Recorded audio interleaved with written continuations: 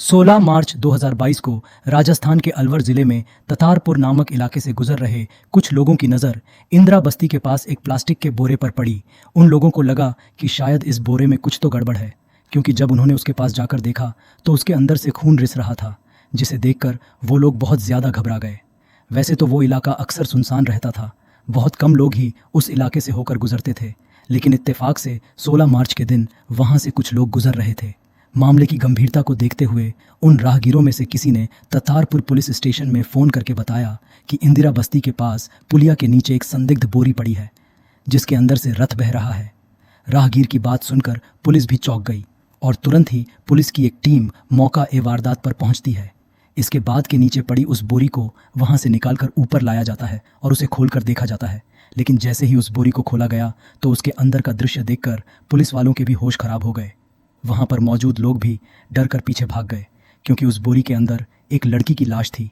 हालांकि शव अभी खराब नहीं हुआ था, उसका चेहरा भी पहचान के लायक था। इसके बाद पुलिस घटनास्थल के आसपास थोड़ी छानबीन करती है, क्योंकि हो सकता था मरने वाली लड़की का कोई आईडी प्रूफ या कोई डॉक्यूमेंट मिल जाए, लेकिन काफ़ी तलाश करने पर भी वहां से कुछ नहीं मिला।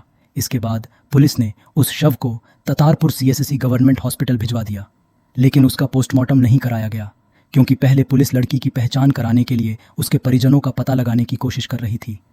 उस लड़की की उम्र 28 या 30 साल के आसपास रही होगी। इसके बाद पुलिस घटनास्थल यानी जहां से लड़की का शव मिला था, उस इलाके के आसपास सभी गांव में लड़की की फोटो दिखाकर कर लोगों से पूछताछ करती है, लेकिन कोई भी लड़की की पहचान नहीं कर पा रहा था। और फिर अगले दिन 17 मार्च को पुलिस ने सभी लोकल अखबारों में उस लड़की की खबर और साथ में एक फ़ोटो भी छपवा, लेकिन फिर भी उस महिला का कोई रिश्तेदार सामने नहीं आ रहा था। इधर उस महिला के शव को हॉस्पिटल में रखे हुए काफ़ी समय बीत गया था और नियम के अनुसार शव मिलने के 48 घंटे के अंदर उसका पोस्टमार्टम कराना ज़रूरी था। अब ऐसे में पुलिस क्या कर सकती थी, क्योंकि लड़की के घर वाले तो मिल नहीं रहे थे, इसलिए मजबूरन पुलिस को शव का पोस्टमार्टम कराना पड़ा। ततारपुर पुलिस ने आसपास के सभी पुलिस थानों से संपर्क करके उनसे भी किसी महिला की गुमशुदगी के बारे में पूछा, लेकिन किसी भी पुलिस स्टेशन में 28 से 30 साल की महिला की कोई भी मिसिंग कंप्लेंट नहीं लिखवाई गई थी। इधर पोस्टमार्टम रिपोर्ट भी आ चुकी थी। पोस्टमार्टम रिपोर्ट से पता चला कि इस महिला की मृत्यु दम घुटने की वजह से हुई है। उसकी गर्दन पर गला दबाए जाने के निशान थे, साथ ही गला घोंटने के दौरान उस लड़की ने विरोध भी किया होगा, जिसकी वजह से उसे कुछ चोट भी लगी थी। इन सब चीज़ों से साफ हो गया था कि यह मामला कत्ल का है। हालांकि पुलिस की कई टीमें इन्वेस्टिगेशन करने में जी जान से लगी हुई थी, लेकिन आसपास के इलाके में उस लड़की को कोई नहीं जानता था। और अब पुलिस को भी लगने लगा था कि कहीं ऐसा तो नहीं है कि लड़की को किसी दूसरी जगह कत्ल करके उसके शव को यहाँ लाकर फेंक दिया गया हो। पुलिस का मानना था कि अगर वह लोग कहीं बाहर से आए थे तो आसपास के किसी होटल या लॉज में ज़रूर रुके होंगे, या फिर उन्होंने किसी ढाबे रेस्टोरेंट वगैरह में खाना खाया होगा। इसलिए पुलिस सबसे पहले इन्हीं जगहों पर जाकर उस लड़की के बारे में पूछताछ करती है, लेकिन पुलिस को हर जगह से निराशा ही हाथ लग रही थी। इसके बाद पुलिस ने सोचा कि वो लोग अगर किसी दूसरे शहर से आए थे तो ज़रूर किसी कार से ही आए होंगे। इसलिए अब पुलिस उस लड़की के साथ साथ यह भी पता लगाने की कोशिश कर रही थी कि इस इलाके में किसी ने कोई संदिग्ध कार देखी हो। इसी तरह पूछताछ करते करते पुलिस एक होटल पर पहुंचती है। वहां पर मौजूद गार्ड ने पुलिस को बताया 14 मार्च की शाम को उन्होंने एक सफ़ेद रंग की गाड़ी को इस रोड पर बार बार इधर से उधर कई चक्कर लगाते हुए देखा था। वह गाड़ी होटल वालों को संदिग्ध इसलिए लगी थी क्योंकि वह गाड़ी कुछ ही मिनटों में 3-4 बार होटल के सामने से गुजरी थी, जिसकी वजह से होटल के गार्ड की नज़र उस कार पर पड़ गई थी। लेकिन जब पुलिस वालों ने उस गाड़ी का नंबर पूछा तो उस व्यक्ति ने कहा कि उसे गाड़ी नंबर तो याद नहीं है, लेकिन उस गाड़ी का नंबर DL से शुरू होता था, यानी इसका मतलब था कि वह गाड़ी दिल्ली की थी। पुलिस ने उनसे पूछा कि वह गाड़ी कौन से कलर की थी और किस कंपनी की थी, लेकिन होटल वालों को बस उसका कलर ही याद था। उन्होंने बताया कि वह गाड़ी सफ़ेद रंग की थी। इसके अलावा उन्हें गाड़ी के बारे में कोई जानकारी नहीं थी। इसलिए अब पुलिस उस DL नंबर की गाड़ी को ही सुराग मानकर अपनी जांच आगे बढ़ाती है। इसके बाद उस होटल के CCTV फुटेज को भी चेक किया गया, लेकिन कैमरा बहुत दूर होने के कारण ध्यान से देखने पर भी गाड़ी का नंबर ठीक से दिखाई नहीं दे रहा था, क्योंकि वह गाड़ी राजस्थान में किसी दूसरे स्टेट से आई थी। तो जाहिर सी बात है वह गाड़ी किसी न किसी टोल प्लाजा से तो ज़रूर गुजरी होगी। इसलिए टोल प्लाजा का रुख करती है और वहाँ के CCTV कैमरा को खंगालना शुरू करती है। लेकिन अब दिक्कत यह थी कि उन CCTV कैमरा में तो दिल्ली के नंबर वाली कई सारी गाड़ियां आती और जाती हुई दिखाई दे रही थीं, और वो भी सफ़ेद कलर की। अब इतनी सारी गाड़ियों में ये कैसे पता लगाया जाए कि उनमें सस्पेक्ट गाड़ी कौन सी है। इसके बाद पुलिस ने टोल प्लाजा से लेकर उस होटल के रास्ते से गुजरने वाली जितनी भी DL नंबर की गाड़ियां थीं, उन सभी की एक लिस्ट तैयार की उस लिस्ट के अनुसार सभी गाड़ियों के एड्रेस और उनके मालिक की भी डिटेल निकलवाई गई, क्योंकि गाड़ियां दिल्ली के कई अलग अलग इलाकों की थीं।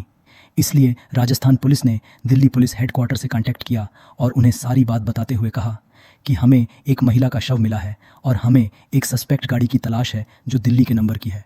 राजस्थान पुलिस ने दिल्ली पुलिस को बताया कि उनके पास कई गाड़ियों के मालिक के नाम और एड्रेस भी हैं। एक बार उनसे पूछताछ कीजिए कि वह लोग भिवाड़ी में किस वजह से और क्या करने के लिए आए थे। साथ ही राजस्थान पुलिस ने दिल्ली पुलिस को यह भी कहा कि आप यह भी पता लगाने की कोशिश कीजिए कि 14 मार्च के आसपास दिल्ली के किसी पुलिस स्टेशन में किसी लड़की की मिसिंग कंप्लेंट तो नहीं लिखाई गई है।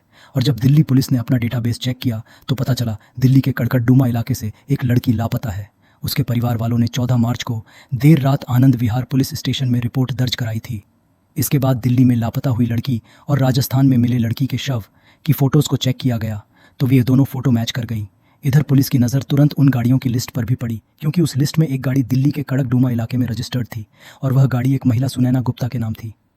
पुलिस के लिए यह बहुत बड़ा सुराग था, इसलिए बिना देरी किए राजस्थान पुलिस की एक टीम दिल्ली पहुंचती है और जिस थाने में उस लड़की का मामला दर्ज किया गया था, राजस्थान पुलिस उस थाने के पुलिस इंस्पेक्टर से बातचीत करती है। मिसिंग रिपोर्ट के अनुसार उस लड़की का नाम था प्रियंका खत्री, जिसकी उम्र 28 साल थी। वह एक ट्यूशन टीचर थी। मार्च को अपने घर वालों से यह कहकर निकली थी कि वह एटीएम से पैसे निकालने जा रही है। उसने अपनी मां से कहा था कि वह शाम 4 से 4:30 बजे तक वापस लौट आएगी, लेकिन जब प्रियंका 4 बजे तक वापस घर नहीं लौटी तो उसकी मां को थोड़ी चिंता। रेखा बहल ने प्रियंका को फ़ोन किया, लेकिन उसका फ़ोन स्विच ऑफ था। इंतज़ार करते करते शाम के 7:30 बज गए और जब प्रियंका 8 बजे तक भी घर वापस नहीं लौटी तो रेखा ने अपने पति पंकज को इस बात की जानकारी दी, जिसके बाद पंकज और उनके रिश्तेदारों ने मिलकर प्रियंका को ढूंढना शुरू कर दिया, लेकिन प्रियंका खत्री उन्हें कहीं भी नहीं मिली। इसके बाद देर रात को प्रियंका के घर वालों ने नज़दीकी पुलिस स्टेशन में जाकर मिसिंग कंप्लेंट लिखवाई। अब राजस्थान पुलिस दिल्ली पुलिस की मदद से लापता प्रियंका के घर पर पहुंचती है। उसके घर वालों से पूछताछ करने पर पता चला कि प्रियंका लोगों के घरों में जाकर बच्चों को ट्यूशन पढ़ाती थी। पुलिस ने प्रियंका के पिता पंकज बहल से उन घरों के बारे में पूछा जिन घरों में प्रियंका ट्यूशन पढ़ाने जाती थी।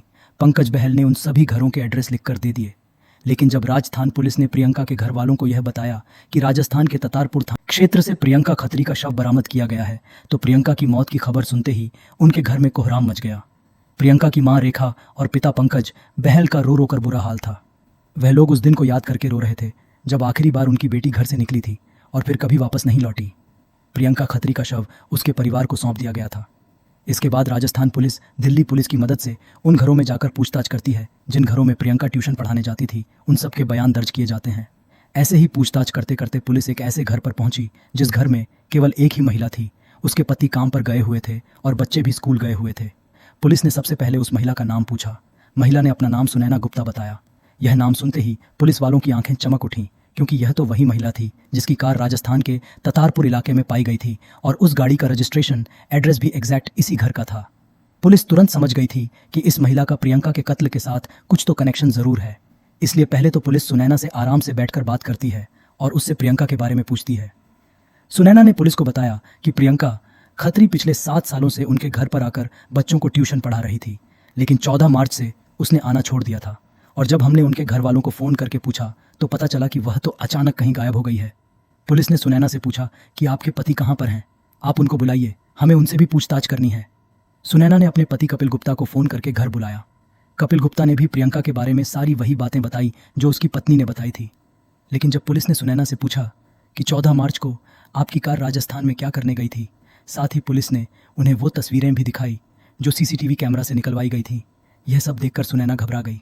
उसने कहा कि मैं उस दिन गाड़ी में नहीं थी, बल्कि मैं तो 14 मार्च को अपने घर पर ही थी। इसके बाद पुलिस ने कपिल गुप्ता से उस गाड़ी के बारे में पूछा तो कपिल गुप्ता जवाब देते हुए घबराने लगा। बोलते हुए उसकी जुबान लड़खड़ा रही थी, जिसे देखकर पुलिस समझ गई थी कि कुछ तो गड़बड़ ज़रूर है। पुलिस को लगने लगा था कि यह दोनों पति पत्नी को छिपा रहे हैं, लेकिन जब उन दोनों से थोड़ी कड़ाई से पूछताछ की गई तो कपिल और सुनैना जल्दी ही टूट गए। और जब उनसे पूछा गया कि उन्होंने प्रियंका का कत्ल क्यों किया है, एक ट्यूशन टीचर से आखिर कौन सी दुश्मनी थी जिसकी वजह से उन दोनों पति पत्नी ने मिलकर उसे कत्ल कर दिया था। दरअसल दिल्ली के कड़कड़मा इलाके में रहने वाला 29 साल का कपिल गुप्ता एक बिजनेसमैन था। उसका कपड़ों का बिजनेस था।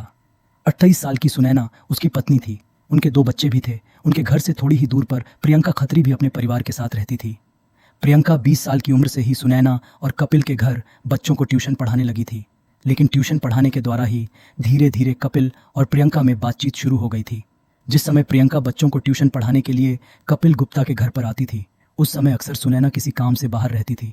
कपिल ने बताया, बच्चों को ट्यूशन पढ़ाते हुए प्रियंका को 2 साल भी नहीं हुए थे। प्रियंका और उसके बीच संबंध बनने शुरू हो गए।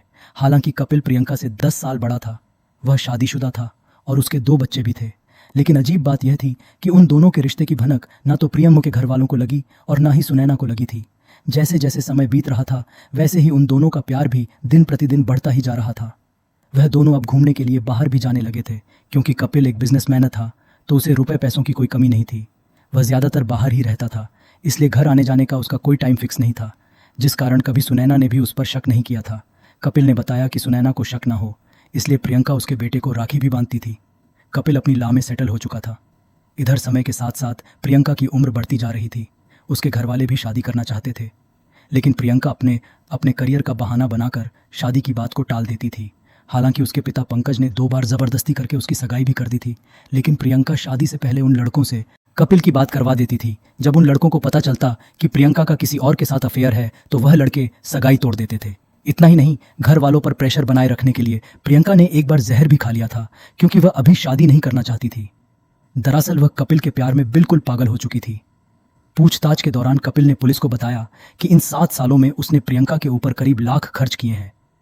पूछताछ में आरोपी कपिल ने बताया कि प्रियंका को खूबसूरत दिखने का बहुत शौक था, जिसके लिए वह महंगी दवाइयां और महंगे इंजेक्शंस का इस्तेमाल करती थी, और यह सारा खर्च भी कपिल ही उठाता था। लेकिन अब प्रियंका कपिल के ऊपर शादी करने को लेकर दबाव बनाने लगी थी। हालांकि प्रियंका यह बात अच्छी तरह से जानती थी कि वह जिससे प्यार करती है वह शादीशुदा है, तो फिर वह उससे कैसे शादी कर सकता था। कपिल के अनुसार प्रियंका शादी को लेकर जिद करने लगी थी, लेकिन कपिल फिर भी उसे टाल रहता था। इधर प्रियंका को भी लगने लगा था कि कपिल अपनी पत्नी सुनैना के होते हुए उससे कभी भी शादी नहीं करेगा, इसलिए अब प्रियंका ने सुनैना को ही रास्ते से हटाने का प्लान बनाना शुरू कर दिया था। और फिर एक दिन प्रियंका ने कपिल गुप्ता से कहा कि जब तक तुम्हारी पत्नी जिंदा है तब तक तुम मुझसे शादी नहीं करोगे, लेकिन अगर हम दोनों मिलकर सुनैना को अपने रास्ते से हटा दें तो फिर हम दोनों आराम से शादी कर लेंगे। यह सुनकर कपिल बुरी तरह घबरा गया। उसने कहा कि तुम यह क्या बोल रही हो। इस बात को लेकर उन दोनों में बहस होने लगी। देखते ही देखते यह बहस इतनी ज़्यादा बढ़ गई कि प्रियंका ने कपिल को धमकी दे डाली।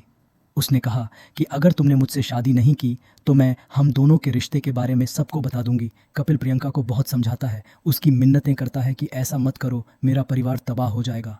लेकिन आखिर में जाते जाते प्रियंका ने कपिल से कहा कि ठीक है, मैं किसी को कुछ नहीं बताऊंगी और ना ही अब मुझे तुम्हारे साथ रहना है, लेकिन इसके लिए तुम्हें मुझे 50 लाख देने पड़ेंगे। अगर 50 लाख देने के लिए तैयार नहीं हो तो फिर मुझे सबको बताना पड़ेगा। कपिल ने उस समय प्रियंका को लाख देने की बात कबूल कर ली, लेकिन अब कपिल के सामने 2 ही रास्ते थे, या तो वह अपनी प्रेमिका को लाख दे दे या फिर अपनी पत्नी को कत्ल करके प्रेमिका से शादी कर ले। लेकिन कपिल ने तीसरा रास्ता अपनाया। उसने अपनी पत्नी सुनैना को प्रियंका और अपने रिश्तों के बारे में सब कुछ बता दिया और उससे माफ़ी भी मांग ली। आखिर वह सुनैना का पति था, इसलिए सुनैना ने भी कपिल गुप्ता को माफ़ कर दिया। और तो समर उसने सुनैना को प्रियंका द्वारा उसके कत्ल की साजिश रचने वाली बात भी बता दी। और फिर यहीं से यह सारी कहानी पलट जाती है। पहले तो उसकी प्रेमिका ने कहा था कि तुम अपनी पत्नी सुनैना को कत्ल कर दो, लेकिन अब उसकी पत्नी ने कहा कि तुम अपनी प्रेमिका प्रियंका को ही कत्ल कर दो, क्योंकि सुनैना का कहना था कि अगर तुमने उसे लाख दे भी दिए तो वह कुछ समय बाद फिर से ब्लैकमेल करेगी। सुनैना ने कहा कि अब इससे बचने का केवल एक ही रास्ता है, और वह यह कि प्रियंका को हमेशा के लिए रास्ते से हटा दो। कपिल को अपनी पत्नी का आइडिया पसंद आ गया। इसके बाद वह दोनों मिलकर प्रियंका को रास्ते से हटाने का प्लान बनाते हैं। इस कत्ल में उन्होंने अपने 2 नौकर राजकिशोर और सचिन को भी शामिल कर लिया था। और फिर सुबह से ही कपिल अपने दोनों नौकर राजकिशोर और सचिन को खूब शराब पिलानी शुरू कर देता है, ताकि कत्ल करने से पहले ही डर कर पीछे ना हट जाए, क्योंकि वो दोनों कोई पेशावर कातिल नहीं थे और ना ही उन्होंने इससे पहले कभी कोई कत्ल किया था। खैर, दोपहर में कपिल दोनों नौकरों को फड़ता इको स्पोर्ट कार में बैठाकर गाड़ी को मेन रोड पर लेकर आता है। वहाँ गाड़ी को रोककर उसने प्रियंका को फ़ोन किया और कहा कि कुछ ज़रूरी काम है, तुम जल्दी से आ जाओ। इसके बाद प्रियंका अपनी माँ से झूठ बोलती है कि वह एटीएम से कुछ पैसे निकालने जा रही है, लेकिन वह एटीएम नहीं गई, वह तो सीधी कपिल के पास गई थी। कपिल उसे गाड़ी में बैठने को कहता है तो प्रियंका गाड़ी में ड्राइवर के पास वाली सीट पर बैठ जाती है। उसके बैठते ही गाड़ी चल पड़ती है। कपिल ने प्रियंका से कहा कि हम लोग घूमने जा रहे हैं। इसके बाद कपिल सीधे राजस्थान की ओर निकल जाता है। कपिल जानबूझकर गाड़ी को कम स्पीड से चला रहा था, क्योंकि वह चाहता था कि राजस्थान पहुंचने से पहले ही शाम हो जाए और जब उसे लगा कि अब रोड पर लोगों की आवाजाही काफ़ी कम हो गई है तो कपिल ने कार में भजन चलाना शुरू कर दिया और वॉल्यूम को फुल कर दिया ताकि अगर प्रियंका चीखने चिल्लाने लगे तो भी उसकी आवाज़ बाहर ना जाए। इसके बाद कपिल की ओर से इशारा मिलते ही पीछे से दोनों नौकरों ने प्रियंका पर हमला कर दिया। हालांकि प्रियंका भी उन दोनों का विरोध कर रही थी, वो चीख रही थी, चिल्ला रही थी, लेकिन दोनों नौकर उस पर बुरी तरह टूट पड़ते हैं। उन्होंने प्रियंका का गला पकड़कर दबाना शुरू कर दिया और फिर कुछ ही देर में प्रियंका ने दम तोड़ दिया।